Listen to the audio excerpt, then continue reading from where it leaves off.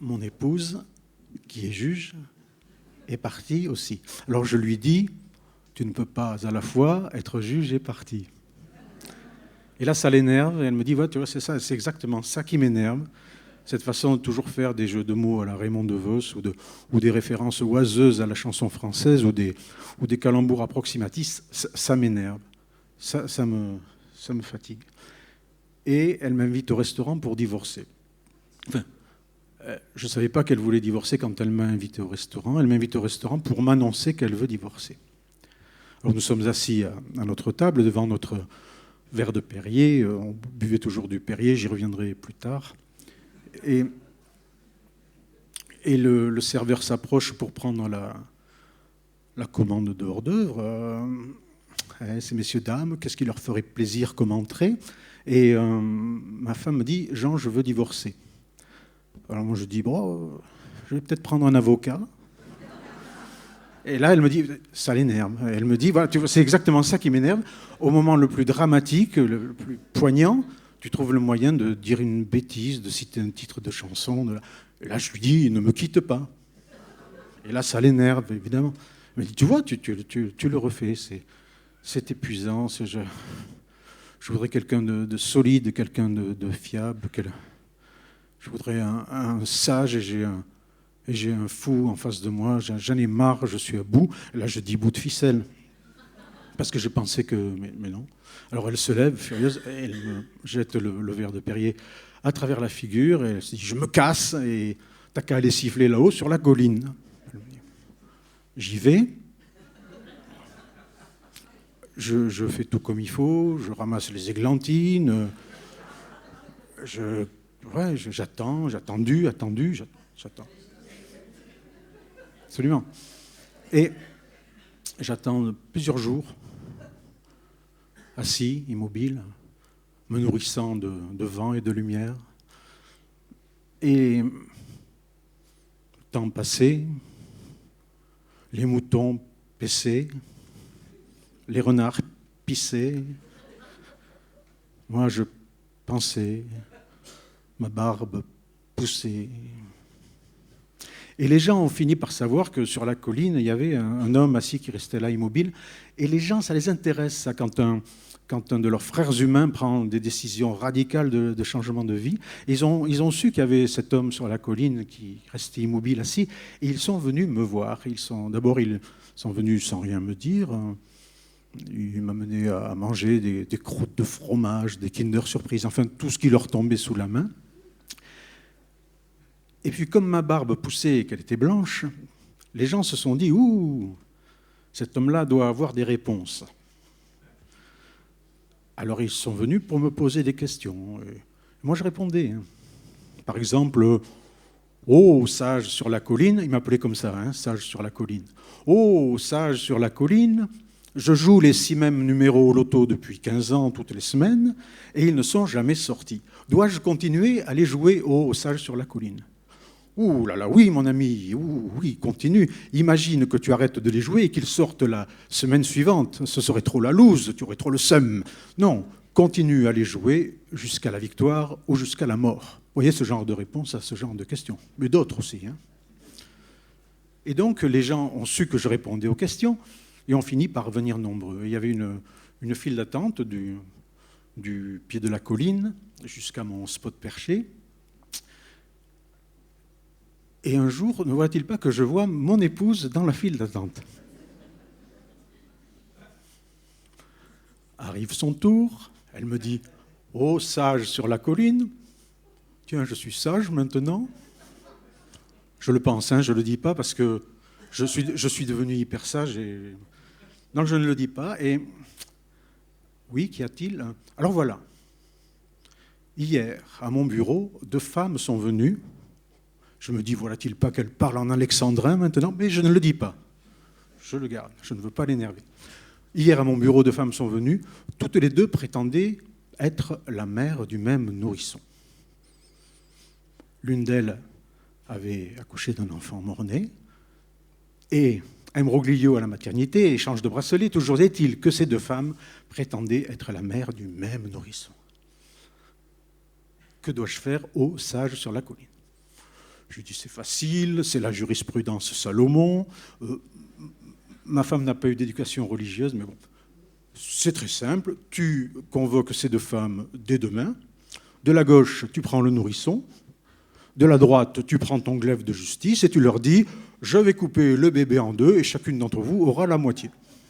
C'est la jurisprudence Salomon. Et là, tu observes bien les deux femmes. La fausse mère va croiser les bras, prendre un air buté et te dire « OK, just do it ». La vraie mère va se mettre à pousser des hurlements en disant « Non, non, ne tuez pas mon bébé, donnez-le plutôt à cette... » Ça, c'est une bonne idée, me dit mon épouse, et elle part. Je lui dis « Tu le coupes pas vraiment, le bébé, en deux, hein ?»« Ben oui, je suis pas con. » Je me souviens de lui avoir dit tu n'oublieras pas d'acheter du Perrier. Oui. Et pas aromatisé, le Perrier. Mais oui, je suis pas con. Et elle revenait avec du Perrier aromatisé. Donc je me méfiais. Le lendemain, ma femme est à nouveau dans la file d'attente des questionneurs et je suis impatient de savoir ce qui s'est passé. Quand arrive son tour, je lui demande alors, ça a marché? Pas du tout. Les deux m'ont prise pour une folle. Elles ont hurlé, elles ont voulu me mettre en procès. Non, ça n'a pas marché. Ah, tu dois être bien embêté alors. Elle me dit non, on a fait une analyse ADN, on sait qui est la vraie mère et la fausse est en hôpital psychiatrique, tout va bien, c'est réglé. Ah, cool. Ouais. Et là, on n'a plus rien dit. On s'est regardé, silencieux, ses yeux dans les miens, mes yeux dans les siens.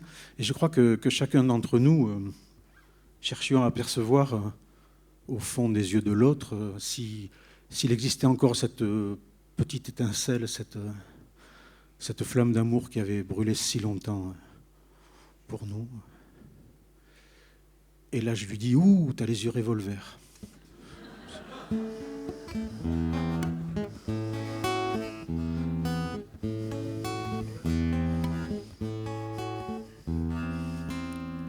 Douce Magnum Perrier dans la boîte en carton. Gardez-en 9, Roger, car 3 me suffiront. Je n'en bois plus que peu depuis qu'elle est partie. Sur une de ces bulles, envolée sans un bruit, sans m'avoir averti quelques jours à l'avance que je marcherai seul sur le chemin du lit. Parcours bordé d'objets remplis de sa présence. Partout je la revois, partout elle me suit. Tout cela s'est passé à cette même table où nous sommes assis ici, mon cher Roger. J'avais cette nuit-là un moral lamentable et pour me remonter, elle ouvrit un Perrier. Le Perrier, savez-vous, était notre breuvage, notre trip quotidien, notre seule passion. Nous gardions les bouteilles, souvenirs de voyage, et partout sur les murs, nous collions les bouchons. Donc ce soir-là, Roger, la lune était montante, mon moral était bas, le Perrier était frais. Les bulles s'envolaient, elle semblait contente, et faisait des efforts discrets pour m'égayer. Elle me souriait, fredonnait mes chansons, écartait de la main cette mèche rebelle. Ce seul geste soudain me la fit trouver belle, si belle que j'eus peur et fus pris d'un frisson. Elle sentit ma peur et je la vis pâlir, puis se rapetisser, devenir irréelle. Plus elle s'éloignait, plus elle était belle. Moi, je ne pouvais rien qui pût la retenir. Elle était si petite et j'étais si perdu. Elle semblait crier, c'est toi seul qui me chasse. Ce n'est pas moi qui pars, c'est toi qui ne vois plus. C'est toi qui m'engloutis, c'est toi seul qui m'efface. J'ai vu naître et monter du fond de la bouteille une bulle ou d'un bond, elle alla s'arrimer, la pressant tout contre elle, et je la vis pareille à une fée des eaux, gazeuse s'envoler 12 Magnum Perrier dans la boîte en carton. Gardez-en 9, Roger, car 3 me suffiront. Je n'en bois plus que peu depuis que j'ai compris que j'étais bien trop lourd pour m'envoler. Aussi, laissez-moi seul ici. Laissez-moi chercher dans la nuit une bulle d'oubli.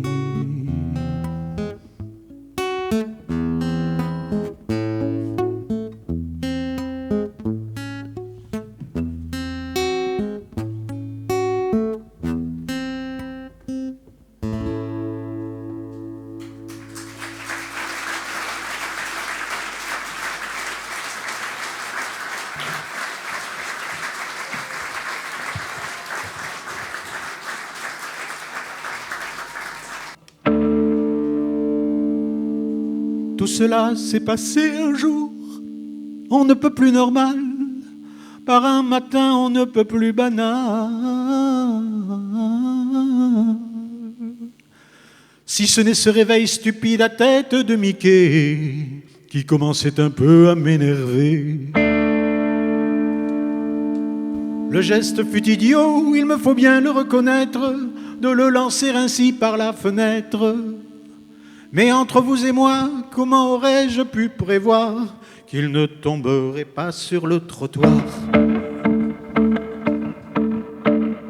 Directement, mais passerait d'abord par la case occiput de Guicham, Chircham, géant irascible, un peu brut, de décoffrage, un personnage de prime abord un peu creux. J'allais apprendre à le connaître mieux. Essuyant le sang qui poissait son cuir chevelu, il leva son regard vers ma fenêtre et m'aperçut.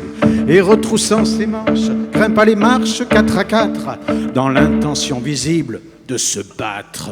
Amis, gardons force et courage.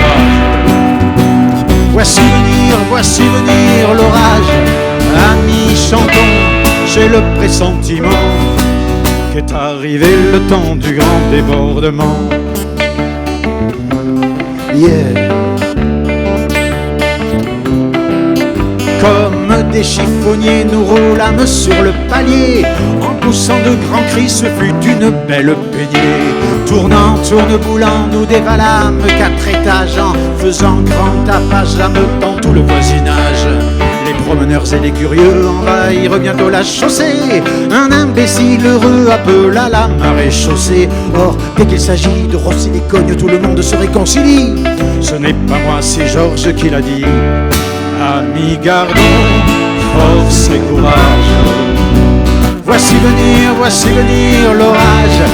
Amis, chantons, j'ai le pressentiment qu'est arrivé le temps du grand débordement. Yeah, yeah. Les 4 miliciens présents focalisent la haine. Bientôt contre la foule unanime se déchaîne.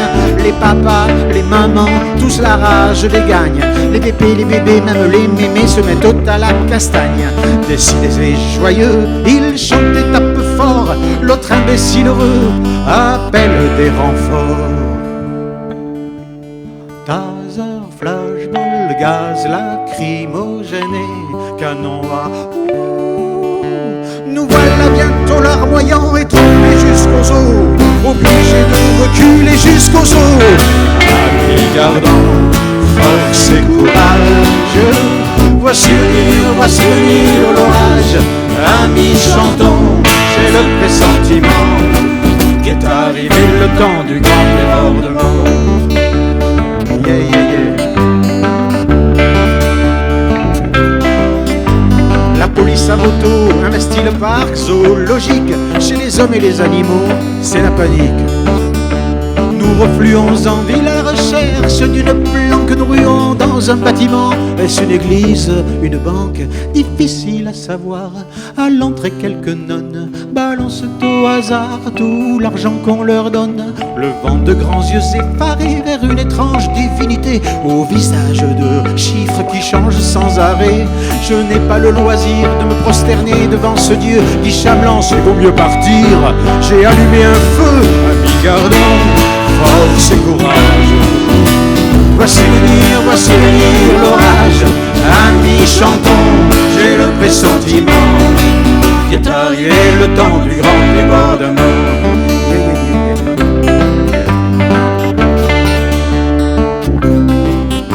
Bientôt la ville entière est ponctuée d'incendie. Vue d'avion, c'est très beau, Yann Arthus me l'a dit. Moi, je ne m'en fais pas, je poursuis ma vie d'en bas. Dans la fumée, les gravats, une nonne à chaque bras.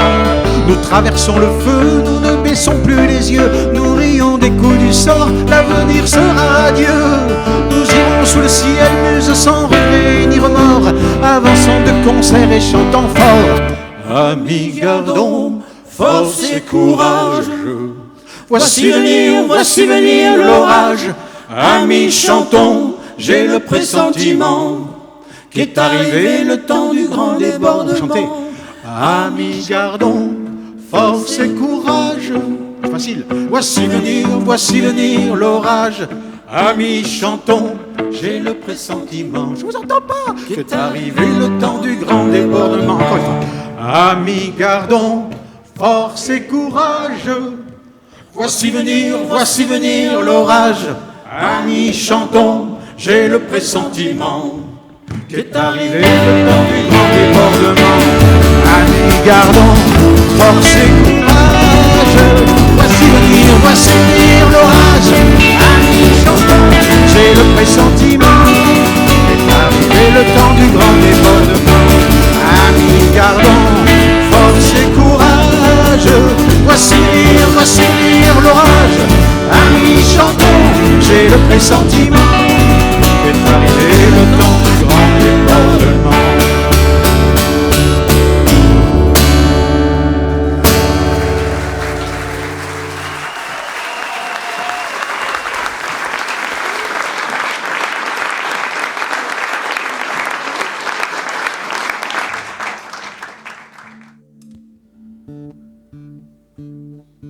Raconte-moi n'importe quoi, dors la réalité, détourne mes regards, abrège mes apnées, brouille les pistes, tue les témoins, fais disparaître les preuves, sois l'enquêtrice et l'assassin, fais-moi avaler des couleuvres.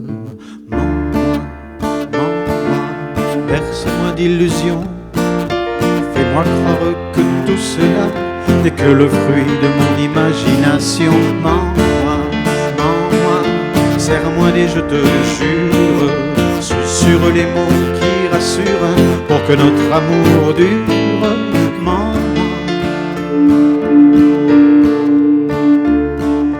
caresse dans le sens du poil pour que je sois en confiance, mets-moi en commun cérébral pour faire tomber mes défenses, mais y toute ta conviction, trouve les mots, les gestes, plonge-moi dans la confusion, pour que je croie tout et le reste. Mens-moi, berce-moi d'illusions, fais-moi croire que tout cela n'est que le fruit de mon imagination. Mens-moi, serre-moi et je te jure, susurre les mots qui rassurent pour que notre amour dure. Mens-moi,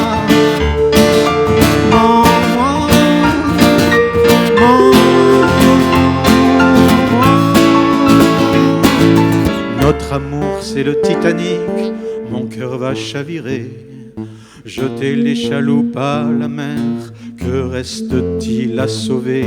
Et pendant que l'océan glace, serments épais et fous, l'orchestre reste bien en place, il jouera jusqu'au bout. Mens-moi, mène-moi en bateau, entraîne-moi dans tes hauts fonds, enivre-moi de mots.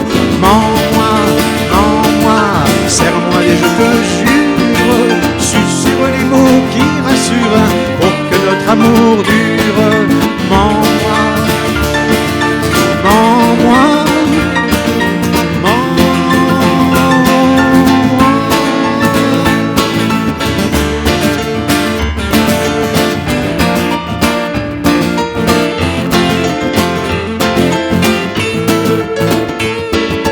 Raconte-moi n'importe quoi, tord la réalité, détourne mes regards. Mens-moi, mens-moi, mens-moi.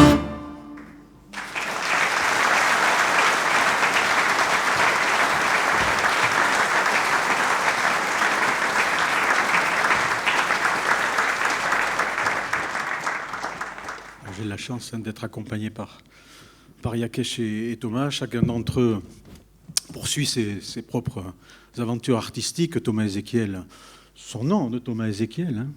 Ouais, c'est bien ce qu'il fait. Et Yakesh Aimonino, avec les manufactures verbales, sous le nom de Yakesh Aimonino aussi, je crois. Ah bah oui, je vais aller. Voilà.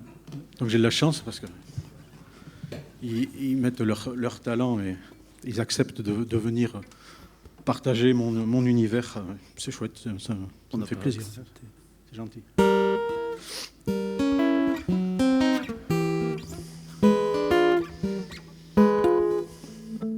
Ça s'appelle Fantaisie d'été.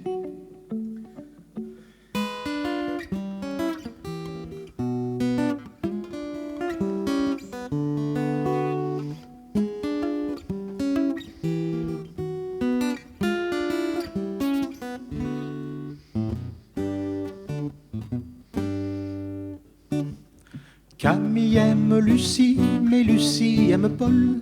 Camille n'a pas de bol. Qu'à cela ne tienne, tête brûlée, herbe folle, des mains se prennent, des doigts se frôlent. Des larmes ont été versées, que va-t-il se passer? 1, 2, 3. Bien tout cela va s'apaiser dans la douceur de l'été. Oui, tout cela va s'arranger grâce à la magie de l'été. Magie de l'été, magie de l'été. Au mois d'août, parfois les matins sont frileux. Dans le lit, on est mieux à deux. Une tête émerge, puis une autre tient, une autre encore. S'il y a 3 têtes, il y a 3 corps. Les bornes ont été dépassées. Que va-t-il se passer? 1, 2, 3. Et bien tout cela va s'arranger dans la douceur de l'été. Oui, tout cela va s'apaiser grâce à la magie de l'été. Magie de l'été, magie de l'été. Soleil du matin et baladeuse à vélo, franchis la dune et plonge à l'eau. L'Atlantique est calme et ses vagues nous caressent, le sable invite à la paresse. Les filets ont été lancés, que va-t-on ramasser? 1, 2, 3. 3 souvenirs de voix flotter dans la douceur de l'été. Une illusion d'éternité grâce à la magie de l'été. Magie de l'été, magie de l'été. Camille aime Lucie, mais Lucie aime Paul. Camille n'a pas de bol. Mais tous 3 sont en chair et tous 3 sont en vie. Là où les anges les envient.